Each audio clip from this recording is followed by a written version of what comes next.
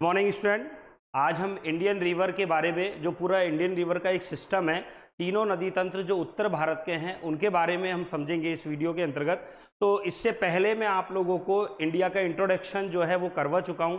आज हम Indian river को 3 भागों में जो है अच्छे से समझेंगे। देखिए, ये इंडिया का जो मैप है, इस इंडियन मैप में आप जो रिवर का सिस्टम समझने वाले हैं उसको यहाँ पर आप देखें।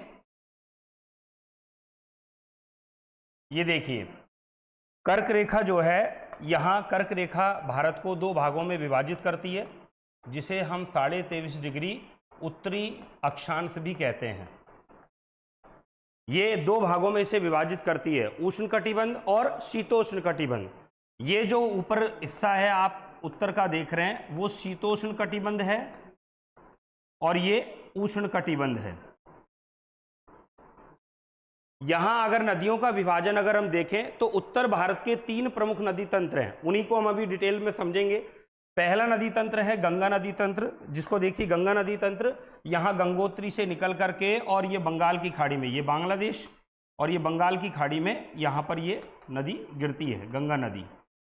मैंने आपको पहले भी बताया था, यहाँ विश्व का सबसे बड़ा डेल्टा, सुंदरबन डेल्टा का निर्माण ये गंगा नदी बंगाल की खाड़ी में गिरते वक्त करती है। डेल्टा मिस्र की नील नदी पर सबसे पहले देखा गया था और डेल्टा उस भूगोलवेत्ता का सरनेम है जिसके नाम पर इसको रखा गया। चूंकि वहाँ जो नदी है, डेल्टा क्या होता है वो समझ लें। नदी जब सागरीय भाग में जाकर अपना जल विसर्जित करती है तो उससे पहले वो वहाँ अपशिष्ट पदार्थ जो उसके साथ बह कर के आए उन्हें एकत्रित कर देती है और नदी अनेक धाराओं में विभाजित हो जाती है। तो ये त्रिभुज जैसी आकृति उसकी बनती है, इसलिए इसे जो है डेल्टाकार नदी के अंतर्गत इसको डेल्टा कहा जाता है। तभी से नदियों पर बनने वाली इस प्रकार की स्थलाकृति को हम डेल्टा कहते हैं। यहाँ अब देखिए, यमुना इसकी सहायक नदी यमुनोत्री से निकलती है और इलाहाबाद में आकर मिलती है। अन्य सहायक नदियाँ जो हिमालय की श्रेणी है, हिमालय की ये जो श्रेणी है ऊपर, यहाँ पर ये माउंट एवरेस्ट नेपाल के बॉर्डर पर, यहाँ तो हिमालय की जो श्रेणियाँ हैं, यहाँ से घाघरा, गंडक, कोसी, सोन, कैन, बेतवा, ये इसकी प्रमुख सहायक नदियां हैं जो कि गंगा नदी तंत्र के अंतर्गत आती हैं। तो इसको जो है हम फर्स्ट नंबर गंगा नदी तंत्र, ये देखिए। इसके बाद दूसरा जो नदी तंत्र है, नदी तंत्र का मतलब क्या है? नदियों का जाल, मुख्य नदी और उसकी जो सहायक नदियां, जो हेल्पिंग रिवर है, उसका जो पूरा एरिया कवर करता है वही अपवाह तंत्र या नदी तंत्र कहलाता है। सेकंड नंबर है सिंधु नदी तंत्र। तो सिंधु की सहायक नदियां सतलज, झेलम, चिनाब, रावी, व्यास, ये जो एरिया आप देख रहे हैं। हालांकि सिंधु नदी का लगभग 80% भाग आज पाकिस्तान में जा चुका है, केवल 20 से 30% हिस्सा ही इसका इंडिया में है। इसकी जो मुख्य सहायक नदियां हैं सतलज, झेलम, चिनाब, रावी और व्यास, ये सतलज, झेलम, चिनाब, रावी और व्यास इसकी सहायक नदियां मिलकर के और ये नदी तंत्र बनाती है। इसे हम सेकंड नंबर सिंधु नदी तंत्र कहते हैं। और तीसरा जो नदी तंत्र है वो है ब्रह्मपुत्र नदी तंत्र। ब्रह्मपुत्र को भारत से बाहर जब तक ये तिब्बत से निकलती है तो यहाँ इस नदी को हम सांगपो कहते हैं। यहाँ इस नदी का नाम क्या है? सांगपो। इसके बाद जैसे ही अरुणाचल प्रदेश में प्रवेश करती है तो यहाँ इसे हम ब्रह्मपुत्र नदी कहने लगते हैं और इसकी अन्य सहायक नदियाँ हैं दिहांग, दिबांग, लोहित, स्पीति, ये इसकी प्रमुख सहायक नदियाँ हैं जो इसके हिमालय से अनेक श्रेणियों से आकर के ये मिलती हैं, दिहांग, दिबांग, लोहित और स्पीति। तो ये ब्रह्मपुत्र नदी तंत्र, इसको हम थर्ड नंबर पर जो है रखते हैं। ये तीसरा नंबर है और ये है ब्रह्मपुत्र नदी तंत्र।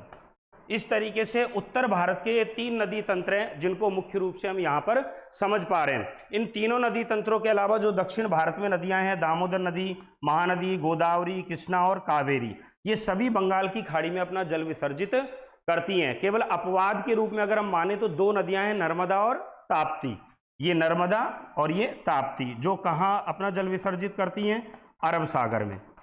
और जो डेल्टा का निर्माण है वो अधिकतर इन नदियों पर होता है जो बंगाल की खाड़ी में पूर्व की ओर गिरती हैं। ऐसा क्यों होता है? क्योंकि जो भारत का धरातलीय भाग है वो पूर्व की ओर झुका हुआ है, तो झुका हुआ है इसलिए सारी नदियां एक तो पूर्व की ओर बहती हैं, केवल अपवाद स्वरूप नर्मदा और ताप्ती पश्चिम में। आपने चेन्नई तट को देखा होगा, बिल्कुल जो है वो धरातल से लगा हुआ है, जबकि मुंबई तट को अगर हम देखेंगे तो ऊपर उठा हुआ है और सागरीय भाग नीचे हमें दिखाई देता है। ऐसा बहुत सारी मूवी में भी आपने देखा होगा, जो तट का जब सीन आता है तो ये जो तटीय क्षेत्र है यहाँ पर, ये जो भारत का पूर्वी तट है ये बिल्कुल ऐसे झुका हुआ है, इसीलिए अधिकतर नदियों का जल विसर्जन बंगाल की खाड़ी में होता है। तो नदी जल विसर्जन के आधार पर बंगाल की खाड़ी, अरब सागर, और तीसरी नदियां होती हैं अंतः प्रवाह क्षेत्र की नदियां, जिनका जल किसी भी सागरीय भाग में जाकर नहीं गिरता, बल्कि वो धरातलीय भाग से निकलता है और धरातलीय भाग पर ही समाप्त हो जाता है। ऐसी भी कुछ नदियां हैं, जैसे राजस्थान का जो भाग है तो अरावली के पश्चिम में लूनी नदी और उसकी सहायक नदियां हैं, तो उनके राजस्थानी नाम हैं, आपको सुनेंगे तो हंसी आएगी, लीलड़ी, सुकड़ी, बांडी, खारी, ये उसकी सहायक नदियों के नाम है। तो लगभग 10-11 उसकी सहायक नदियां हैं, लेकिन वर्षा अगर अधिक मात्रा में होती है तो उसमें थोड़ी जल की मात्रा पर्याप्त रहती है, वरना वो सागरीय भाग में ना गिर करके स्थलीय भाग से निकलती है और स्थलीय भाग में ही समाप्त हो जाती है। तो आज हमने ये नदियों के जो तंत्र हैं इनको बहुत अच्छे से मैप के माध्यम से समझा, और ये आप क्लियर समझ लें कि अगर आपको ज्योग्राफी को बेस्ट पढ़ना है, अच्छे से उस इमेज को याद करना है, तो बिना मैप के आप उसको संभव नहीं है। तो इसलिए मैपिंग के माध्यम से ही आप टॉपिक को समझें, और नेक्स्ट क्लास में हम इन नदियों के अलावा जो इसका फिजिकल स्ट्रक्चर है इंडिया का, उसको हम डिटेल में समझेंगे। तो आज के लिए इतना ही, थैंक यू।